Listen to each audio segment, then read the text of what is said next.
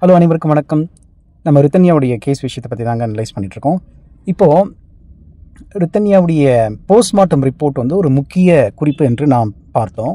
அவருடைய voice note வந்து இறுதி வாக்குமூலம் ஒரு இம்பார்ட்டண்ட் எவிடன்ஸ் என்று நாம் இந்த கேஸில் நிறைய பார்த்துருக்குறோம். அதில் தெளிவாக குற்றவாளிகள் யார், உடல் ரீதியாகவும் உளவியல் ரீதியாகவும் யார் வந்து தன்னை வந்து இந்த சூசைட் பண்ணுறதுக்காக தூண்டினார்கள் என்று தெளிவாக ரித்தன்யா அவர்கள் குறிப்பிட்டிருக்கிறார்கள்.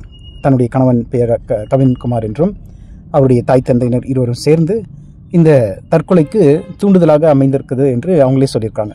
அப்போ அந்த எவிடன்ஸ் கேதர் பண்ணியிருக்காங்க. இப்போது உடல் ரீதியாக என்னென்ன துன்பங்கள் பட்டாங்கன்னு எப்படி கண்டுபிடிக்க முடியும்னா, அந்த போஸ்ட்மார்ட்டம் ரிப்போர்ட் பார்க்கும் பொழுது டாக்டர்ஸ் வந்து அனலைஸ் பண்ணுவாங்க என்னென்ன காயங்கள் இருக்கிறது. அப்போ சில பல ஒரு அறிக்கை வந்திருக்குது. அது வந்து இன்னும் திட்டவட்டமான ஒரு குறிப்பு கோர்ட்டுக்கு சமர்ப்பிக்கப்படவில்லை.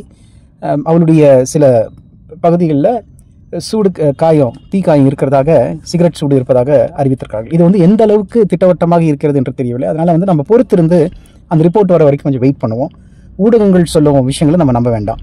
இப்போதைக்கு நம்ம வந்து காயங்கள் இருப்பது உண்மைதான். அவங்க தாயாரே சொல்லியிருக்காங்க, ரித்தன்யாவுடைய அம்மாவே சொல்லியிருக்காங்க. உடல் பூரா காயம், அந்தளவுக்கு குழந்தை வந்து உடலால் ரொம்ப வேதனைப்பட்டிருக்கிறா, அடிச்சிருக்கிறாரு, மேலும் வன்முறையாக நடந்திருக்கிறாரு, இந்த மாதிரி நிறைய சொல்லியிருக்காங்க. இப்போ இது வரைக்கும் வந்து இதுக்கான எவிடன்ஸ் வந்து அவர்களுடைய வாக்குமூலம் மட்டுமே. இப்போ அந்த பிரேத பரிசோதனையில் வந்து உங்களுக்கு வந்து டாக்டர்ஸ் தெளிவாக சொல்லிடுவாங்க. டாக்டர்ஸ் வந்து இவங்க அடித்தாங்க அவங்க அடித்தாங்கலாம் சொல்ல முடியாது. ஒரு ஏதாவது வந்து காயம் இருக்கிறதா, அது தீக்காயமா, உடலில் வந்து அனலைஸ் பண்ண ரிப்போர்ட் இதுதான், இந்தந்த இடங்கள்ல இருந்து இந்த மாதிரியான ஒரு கத்தி கொத்து இருக்கிறது என்று இவ்வாறு ஒரு அனாலிசிஸ் கொடுத்துருவாங்க. அதை வச்சு நம்ம வந்து எவிடன்ஸை வந்து மேட்ச் பண்ணுவாங்க. கோர்ட்டு தாங்க அது கண்டுபிடிக்கணும். அதாவது போலீஸ் சப்மிட் பண்ணக்கூடிய அந்த ரிப்போர்ட்டை வந்து நீதிமானவர்கள் வழக்கு கோர்ட்டுக்கு வரும்பொழுது அதை பற்றி அனலைஸ் பண்ணுவார், கேள்விகள் கேட்பாங்க.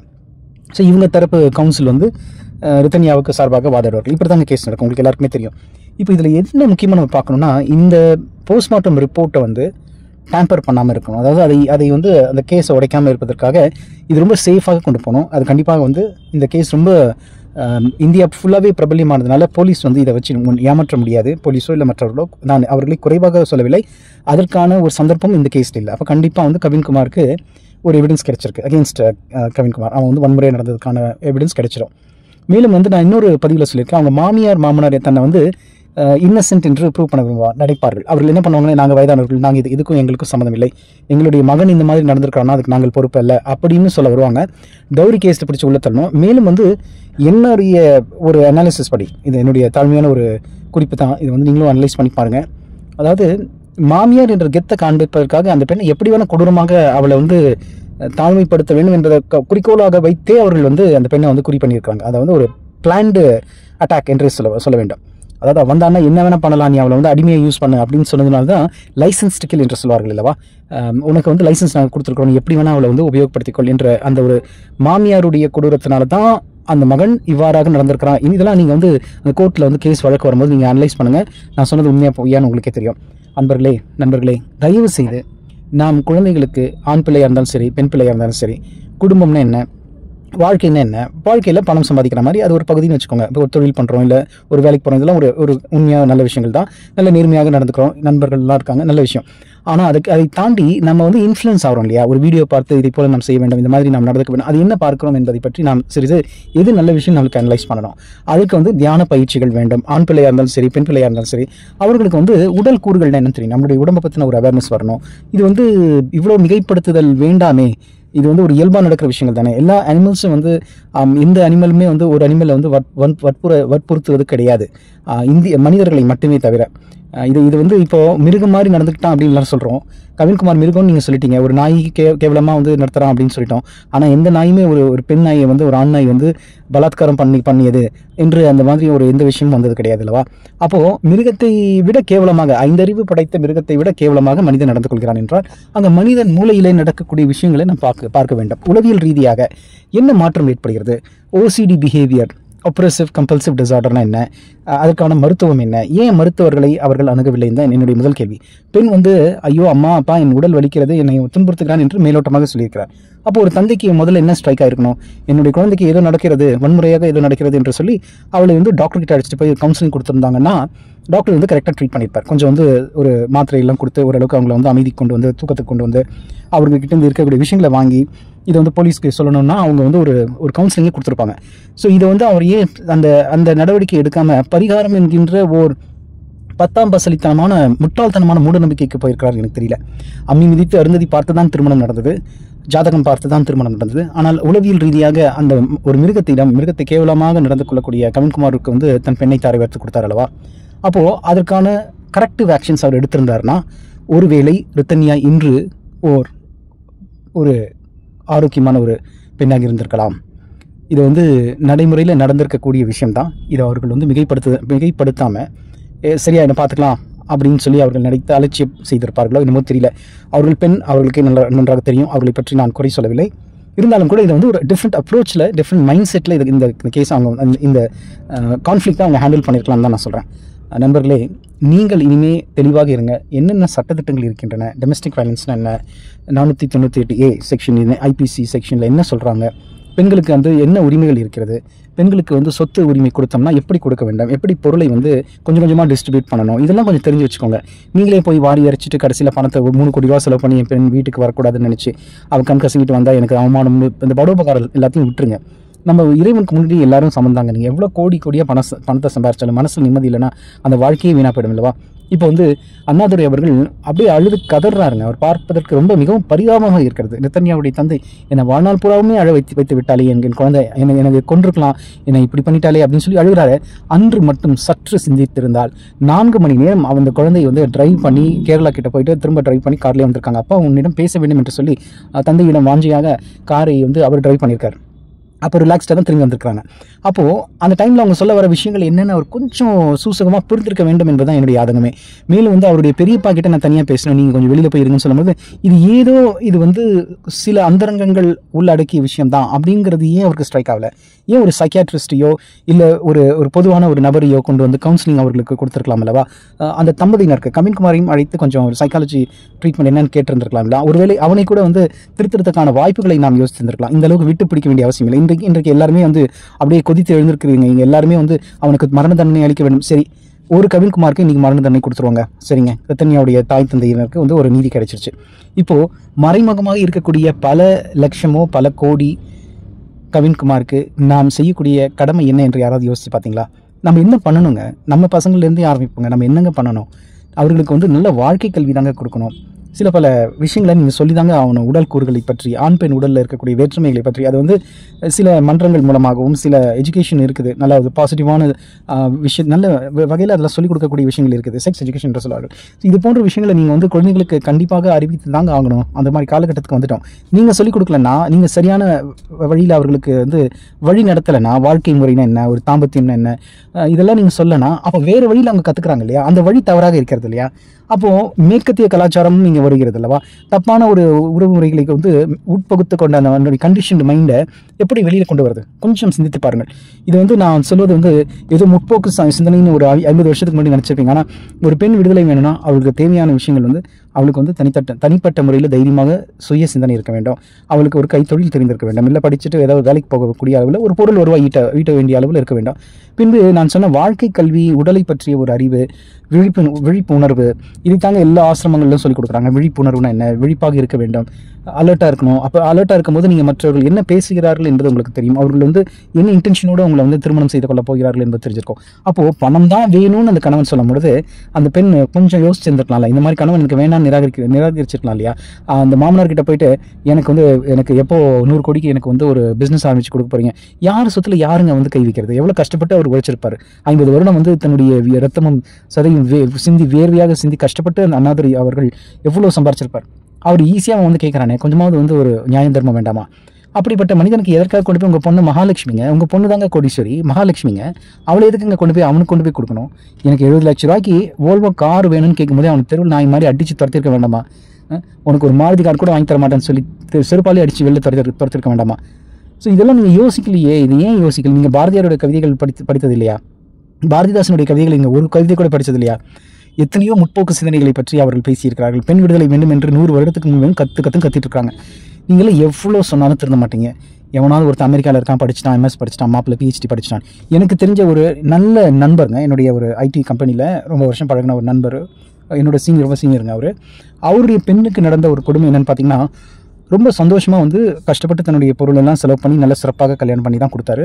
ஆனால் அந்த அமெரிக்காவில் போயிட்டு அந்த பெண் வந்து ஒரு 6 மாதத்துக்குள்ளாகவே ஒரு கான்ஃப்ளிக்ட் வந்து, அவன் பிஹெச்டி படித்தவன், அதுவும் வந்து அவங்க கம்யூனிட்டி வந்து ஒரு உயர்தர கம்யூனிட்டி. நான் சொல்கிறது என்னென்னு உங்களுக்கு புரிஞ்சிருக்குன்னு நினைக்கிறேன். அந்த உயர்தர கம்யூனிட்டியில் இருக்கக்கூடிய அந்த பெண் குழந்தைக்கு என்ன நடந்துச்சுன்னு பார்த்தீங்கன்னா, 6 மாதத்துக்குள்ளாகவே அந்த பெண் வந்து அமெரிக்காவில் கட்டி கொடுத்துட்டு ரொம்ப சந்தோஷமாக இருந்தாருங்க. அங்கே போயிட்டு வந்து ஒரு 6 மாதத்துக்கு அப்புறம் ஒரு திடீர் கால் வந்திருக்குது. இவர் போகிறாரு. அவன் பிஹெச்டி படிச்சிருக்கான் பாருங்கள். நான் சொல்கிறது வந்து பிடெக் படிச்சுட்டு இந்தியாவிலேருந்து அமெரிக்கா போய் அமெரிக்காவில் மாஸ்டர்ஸ் பண்ணி எம்எஸ் முடிச்சுட்டு அதற்கு மேலே ஒரு பெரிய யூனிவர்சிட்டியில் பிஹெச்டி பண்ணியிருக்காரு. அமெரிக்காவில் பிஹெச்டி பண்ணணும்னா ரொம்ப பொறுமை வேணுங்க, ரொம்ப கஷ்டம், பயங்கர பிரில்லியன்ட், அது எந்த விதமான சந்தேகம் இல்லை. அந்த மாதிரியான ஒரு கணவனுக்கு தான் மாப்பிள்ளையாக தேர்ந்தெடுத்திருக்காரு. பெண் ரொம்ப அழகாக இருப்பாங்க. அந்த குழந்தை வந்து இங்கே வந்து ஒரு பெங்களூரில் தான் வந்து பிறந்து வளர்ந்த ஒரு குழந்தை. நல்லா வந்து ஆங்கிலம்லாம் பேசக்கூடிய அளவில் நல்ல தகுதியான ஒரு நல்ல ஒரு டேலண்டட் பர்சன் தான். அந்த குழந்தைக்கு என்ன நடந்திருக்குன்னு பார்த்தீங்கன்னா, திடீர்னு வந்து எங்கள் ஆஃபீஸ்லேருந்து இவர் லீவ் போட்டு போயிட்டார். ரொம்ப ஒரு பதட்டத்துடன் போனார். என்கிட்ட எதுவுமே சொல்லலை. என்ன எப்பொழுதும் என் பக்கத்தில் அமர்ந்து பேசி கொண்டிருப்பார், சிரித்து கொண்டிருப்பார். ரொம்ப ஜோவியலான கேரக்டர், ரொம்ப எல்லாமே நல்லா கேஷுவலாக பேசுவார். சீனியர் அப்படிங்கிற ஒரு எண்ணம் இல்லாமல் பேசுவார். ஸோ திடீர்னு பதட்டத்துடன் போனார். என்கிட்ட எதுவுமே சொல்ல, ஒரு எமர்ஜென்சின்னு மட்டும் சொல்லிட்டு போயிட்டாருங்க. அப்புறம் ஒரு 3 வீக்ஸ்க்கு அப்புறம் தான் வந்தார். அதுக்கப்புறம் வந்த அப்புறம் கொஞ்சம் பொறுமையான அப்புறம் மனம் சாந்தமானோன்னு என்கிட்ட இந்த கதையெல்லாம் சொன்னார். அதாவது பார்த்தீங்கன்னா, அவருக்கு வந்த கால் வந்து ஒரு மிட் நைட்டில் வந்திருக்கு அந்த பெண் குழந்தைகிட்டேருந்து. நடு ராத்திரியில் வெளியில் வந்து, அதாவது அவங்க அப்பார்ட்மெண்ட்லேருந்து குளிரில், நார்த் அமெரிக்காவில் ரொம்ப பனி இருக்குன்னு உங்களுக்கு எல்லாருக்கும் தெரியும், அந்த வின்டர் சீசனில் அந்த பெண் வெளியில் நிற்கிறாங்களாம். அவங்க நண்பர் ஒருத்தர்கிட்டேருந்து ஒரு ஃபோனை வாங்கி இவங்களுடைய ஃபோனை எடுத்து உள்ளே வச்சுட்டான். அந்த கணவன் அடித்து துரத்திட்டான். வெளியில் அடித்து அடியில் வந்து காதில் வந்து ரத்தம் வந்திருக்குது. இவங்க கார் கீ எல்லாமே எதுவுமே இல்லாதனால வெளியில் குளிரில் நிற்கிறாங்க தெய்வாதீனமாக. அப்போ வந்து அவங்களுடைய நண்பர் வந்து அந்த வழியில் போன இன்னொரு அவங்க காலேஜ் ஃப்ரெண்டு ஒருத்தவங்க அங்கே வந்தது, அவங்கள காப்பாற்றிருக்காங்க. அதுக்கப்புறம் அவங்க அப்பாவை வந்து கூப்பிட்ருக்காரு அவங்க வீட்டிலேருந்து. உடனே அவர் 2 நாளில் எமர்ஜென்சியில் இமீடியட்டாக ஃப்ளைட்டில் புக் பண்ணிட்டு போயிட்டாருங்க. போய் காப்பாற்றி அழைச்சிட்டு வந்துட்டார். ஸோ அது நல்ல விஷயம் தான். இது என்ன சொல்ல வரேன்னா, நல்ல ஒரு மேலே இருக்கக்கூடிய சமூகங்களில் கூட பெண்களுடைய விடுதலை இருக்கிறதா என்று சொன்னால் கிடையாதுங்க. பெண்கள் விடுதலை என்பது வெறும் ஒரு மித், அதாவது ஒரு கதையாக தான் இருக்கிறது, ஒரு பழங்கதையாக தான் இருக்கிறது என்று சொன்னால் அது மிகையாகாது. நண்பர்களே, பெண் விடுதலை என்று சொல்லுகிறோமே தவிர அவளை வந்து எவ்வளோ கஷ்டப்படுத்துகிறோம் உளவியல் ரீதியாக. ஏதோ பெண்ணுன்னா வந்து ஒர்க் பண்ணுறோம். சரி, இப்போ ஒர்க் பண்ணுற இந்த கதையை நான் முடிச்சிடுறேன். அந்த பெண்ணை வந்து அழைச்சிட்டு வந்துட்டாருங்க. அதுக்கப்புறம் விவாகரத்தை அப்ளை பண்ணி டைவர்ஸ் வாங்கிட்டாங்க. அந்த பையன் வந்து பிஹெச்டி இருந்தால் அவன் வந்து ஒரு அவன் வந்து ஒரு சைக்காட்ரிக் பேஷண்ட் தான். அவனும் அடிக்கடி இந்த ஓசிடி பிஹேவியர் தான், கம்பல்சிவ் பிஹேவியர், திடீர்னு அடிப்பான், இது மாதிரி ஏதாவது கத்துவான். அவனுக்கு வேலையில் ஏதாவது தொந்தரவு இருந்துச்சுன்னா அந்த பெண் கிட்ட காமிச்சிருக்கலாம். அதனால தான் அந்த விவாகரத்து நடந்தது. இதே மாதிரி இன்னொரு கலீக் ஒருத்தங்க, ஒரு லேடிங்க, நல்லா ஒர்க் பண்ணுவாங்க, மேனேஜராக இருக்கிறாங்க. நான் ஒர்க் பண்ண ஒரு பெரிய கம்பெனி, சிடிஎஸ் கம்பெனியில், காக்னிசன்ட் கம்பெனியில், பெங்களூரில் தான் அந்த கம்பெனியில். அவங்க வந்து தன்னுடைய கதையை கனடாவில் நடந்த விஷயத்தை இது மாதிரி சொன்னாங்க. இதே மாதிரி குளூரில் வெளியில் வந்துட்டாங்க.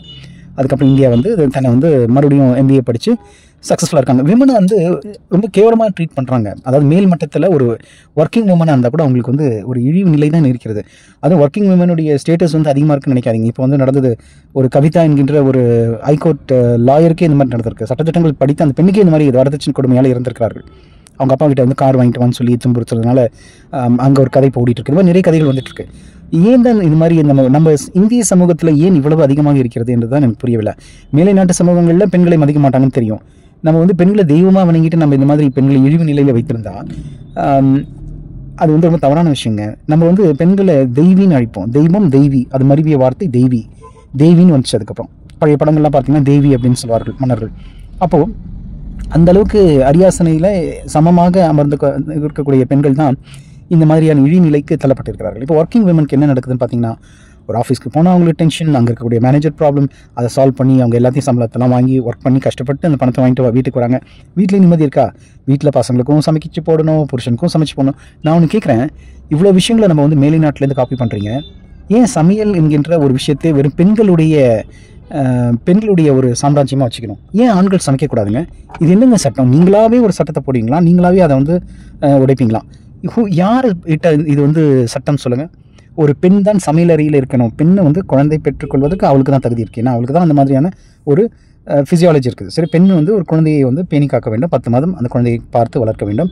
ஒரு 3 வயது வரைக்கும் அந்த குழந்தைக்கு வந்து கண்டிப்பாக வந்து அதுக்கு வந்து பால் தேவை. அந்த குழந்தையுடைய உணவு வந்து பெண்ணுடைய உடலில் தான் உற்பத்தி ஆகிறது. அதனால் அந்த பெண்ணுக்கு வந்து அந்த கடமை நேச்சுரலாக இருக்குது. சரி, இப்போ அந்த 3 வயது குழந்தைக்கு 3 வயசு ஆன அப்புறம் அதுக்கு வந்து ஆண்கள் வந்து அந்த குடும்பத்தில் ஈக்குவலாக ரெஸ்பான்சிபிலிட்டி எடுத்துக்கணுங்க. ஏன்னா அந்த குழந்தைக்கு வந்து வளர்ப்பிலிருந்து பொருள் ஈட்டுவதிலிருந்து மேலும் அந்த குழந்தைக்கு என்ன செய்யணும், தன்னுடைய மனைவியோட பாரத்தை அப்படியே பாதியாக இவங்களும் 2 பேரும் ஒரு அதுதானே வந்து ஒரு திருமணம்ங்கிற அந்த ஒரு பந்தமே. 2 பேருமே இன்ப துன்ப உணர்வுகளில் பங்கிடணும். குழந்தை வளர்ப்பை நாங்கள் வந்து ஏற்றுக்கிறோம்னு சொல்கிறதாங்க அந்த சமுதாய அமைப்பு தாங்க திருமணம். அப்படி இருக்கும்பொழுது எப்படி வந்து ஆண் வந்து சமைக்காமல் போகிறான்னு எனக்கு தெரியலங்க. இவர் ஆஃபீஸ் மேனேஜராக இருந்தார்னா இவர் சமைக்க மாட்டாராம்.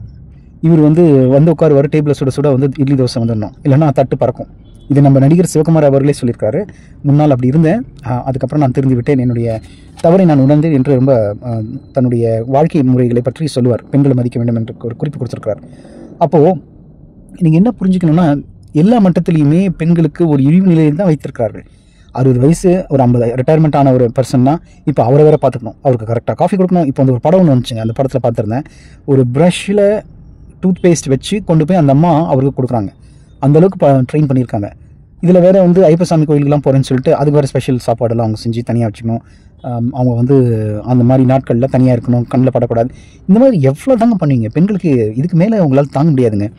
இப்போது வந்து காலம் மாறிக்கொண்டு வருகிறது. நீங்கள் வேணால் பாருங்கள், பைலட்லேருந்து ஒரு ஸ்பேஸ் ஏர்க்ராஃப்ட் வரைக்கும் பெண்களால் விமானத்தையுமே இயக்க முடிகிறது. பெண்கள் ஆண்களை விட அறிவு மிக்கவர்கள், அழகு நிறைந்தவர்கள், அமைதி கொண்டவர்கள். இயல்பாகவே நான் சொல்கிறேன், எந்த விதமான படிப்போ அதை பற்றி நான் சொல்லலை. அவர்களுடைய டெசிஷன் மேக்கிங் நல்லா இருக்குது என்று ஒரு கருத்து கணிப்பு சொல்கிறது. சில பெண்களை பற்றி எல்லாரையும் நம்ம சொல்ல வேண்டாம். அதாவது பெண்களுக்கே பெண்கள் எதிரியான்னு நான் ஒரு பதிவில் போட்டிருக்கேன். அது வந்து ரித்தன்யாவுடைய கதையில் அந்த மாமியார் வந்து எதிரியாக இருந்திருக்கிறாங்க.